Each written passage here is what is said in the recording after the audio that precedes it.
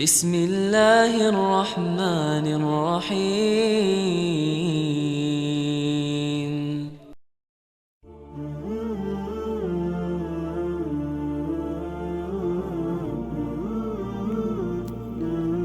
Innallaha, sesungguhnya Allah, la, tidak,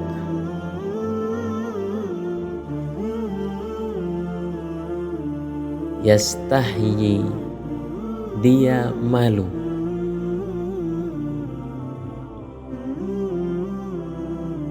ayyadriba, untuk membuat,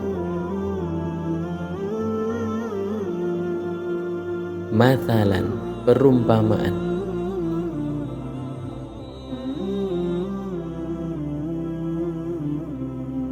ma, apa yang, ba'udotan, seekor nyamuk,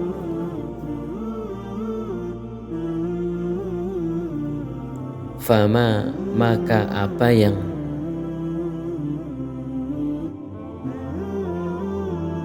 fauqoha, yang lebih kecil darinya, fa'amma, maka adapun,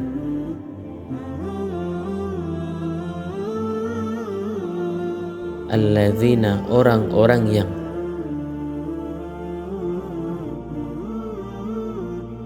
amanu, mereka beriman,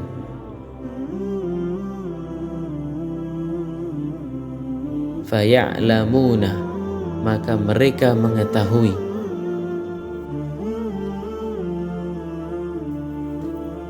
annahu, sesungguhnya itu,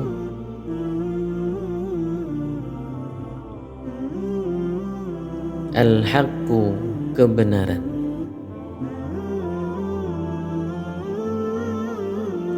mir rabbihim, dari Tuhan mereka, wa amma, dan adapun,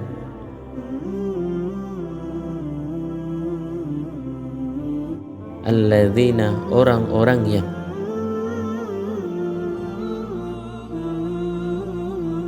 kafaru, mereka telah kafir,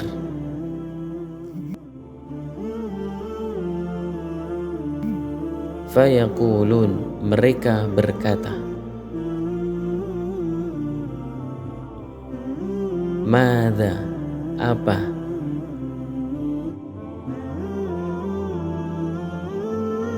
aroda, dia menginginkan,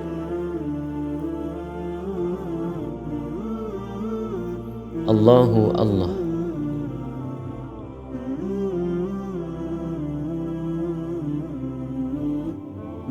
bihadza, dengan ini,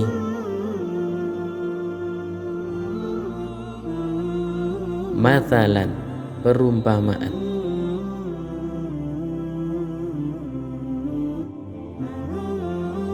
yudhillu, dia menyesatkan, bihi, dengannya,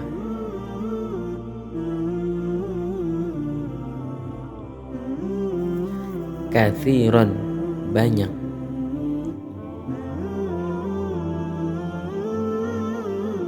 wa yahdi, dan dia memberi petunjuk, bihi, dengannya,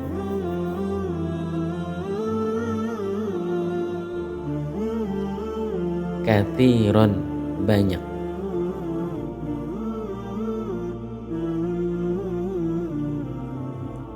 wa ma, dan apa yang,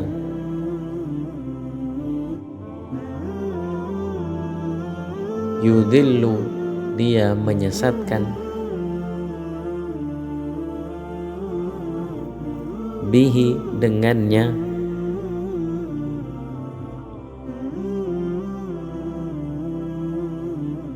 illa, kecuali,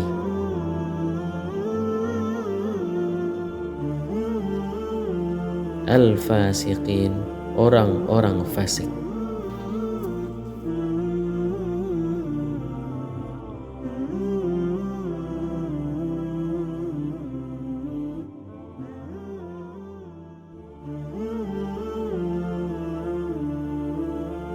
Di dalam ayat ini Allah Subhanahu wa taala menjelaskan bahwa ada di antara manusia yang hina, yang tidak ada nilainya di sisi Allah Subhanahu wa taala, sampai Allah Subhanahu wa taala memberikan permisalan mereka seperti seekor nyamuk. Allah Subhanahu wa taala yang maha bijaksana membuat perumpamaan dalam berbagai hal, baik yang besar maupun yang kecil, sesuai dengan kondisinya. Ketika Allah Subhanahu wa taala membahas perkara yang besar dan mulia, maka Allah Subhanahu wa taala membuat perumpamaan dengan sesuatu yang mulia. Dan jika perkara itu adalah perkara yang kecil, perkara yang hina, maka Allah Subhanahu wa taala membuat perumpamaannya dengan sesuatu yang kecil dan remeh. Dan Allah Subhanahu wa taala tidak malu, Allah tidak meninggalkan, Allah tidak segan membuat permisalan dengan sesuatu yang juga kecil dan remeh. Karena Allah Subhanahu wa taala ingin mengabarkan bahwa kondisi yang dipermisalkan itu sama dengan benda ataupun makhluk yang dibuat permisalan. Setelah Allah Subhanahu wa taala menjelaskan kenikmatan surga yang seharusnya manusia berlomba-lomba dalam mengejarnya, tapi justru orang-orang munafik, mereka lebih senang mengejar dunia dan mengumpulkan harta. Maka permisalan mereka seperti seekor nyamuk yang hidupnya hanya digunakan untuk mencari makan, kemudian meninggalkan racun, dan setelah itu mati. Maka dengan permisalan itu, orang-orang yang beriman meyakini bahwa permisalan itu datang dari Allah Subhanahu wa taala dan meyakini hikmah di balik penciptaannya. Mereka merendahkan dirinya dan bertambah mengagungkan Allah Subhanahu wa taala. Lalu mereka bertambah keimanannya karena melihat tanda-tanda kekuasaan Allah Subhanahu wa taala yang mampu menciptakan hewan kecil, bahkan yang lebih kecil dari seekor nyamuk. Dan di balik penciptaan makhluk yang kecil itu membuktikan tanda kekuasaan Allah Subhanahu wa taala yang sempurna. Dan hanya Allah Subhanahu wa taala yang mampu menciptakannya. Akan tetapi bagi orang-orang kafir, mereka memperolok perumpamaan ini. Mereka melihat nyamuk dan binatang-binatang lainnya yang sejenis sebagai makhluk yang tidak berguna, makhluk yang merugikan. Mereka merasa penyebutan binatang-binatang kecil itu tidak patut dimasukkan dalam susunan kalimat di dalam Al-Quran karena merusak kefasihan Al-Quran.